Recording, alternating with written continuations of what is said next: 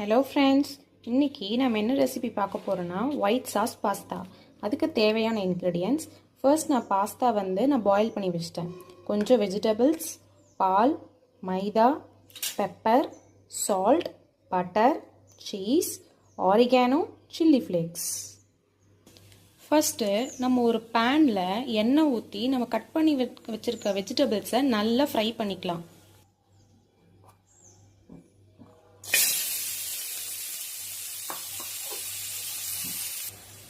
இதில் இப்போ கொஞ்சமாக உப்பு சேர்த்துக்கலாம்.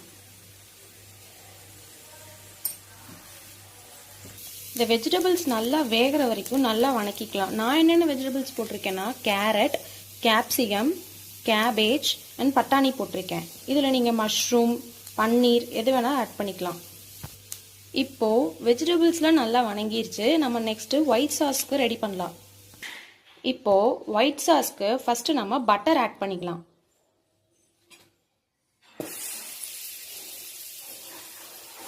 பட்டர் நல்லா மெல்ட் ஆனோடனே மைதா மாவு கொஞ்சம் ஒரு ஸ்பூன் ஆட் பண்ணிக்கலாம்.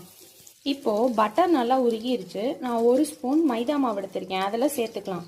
நல்லா கட்டி வராத மாதிரி கிளறிக்கணும்.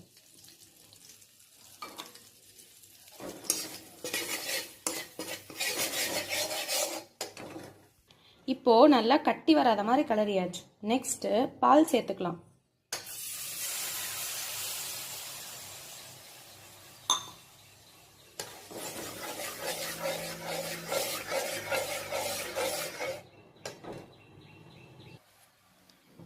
இப்போ நம்ம வணக்கி வச்ச வெஜிடபிள்ஸை இதில் சேர்த்துக்கலாம். இப்போ நம்ம வேக வச்ச பாஸ்தாவை அதுலேயே இதில் சேர்த்துக்கலாம். இப்போ இதுக்கு தேவையான அளவு உப்பு சேர்த்துக்கலாம். நெக்ஸ்ட் இதுக்கு தேவையான ஸ்பைசஸ்லாம் சேர்த்துக்கலாம். ஃபர்ஸ்ட் நான் ஆரிகானோ சேர்த்துறேன்.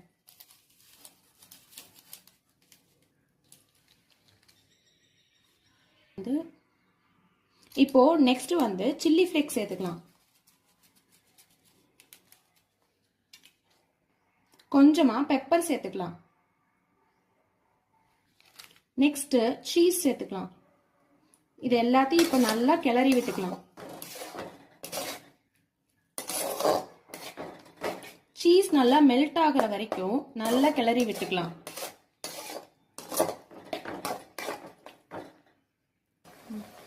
கடைசியா கொஞ்சமா பட்டர் சேர்த்துக்கலாம்.